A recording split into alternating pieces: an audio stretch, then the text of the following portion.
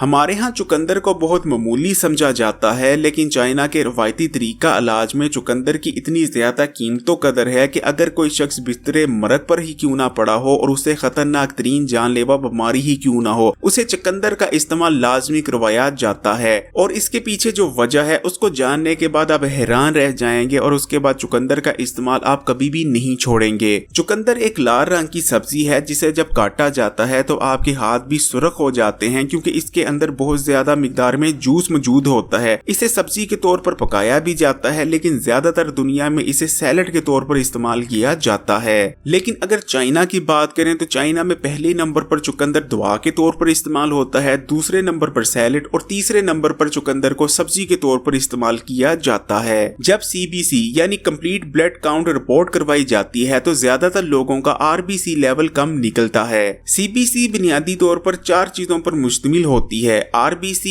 WBC, HB और platelets.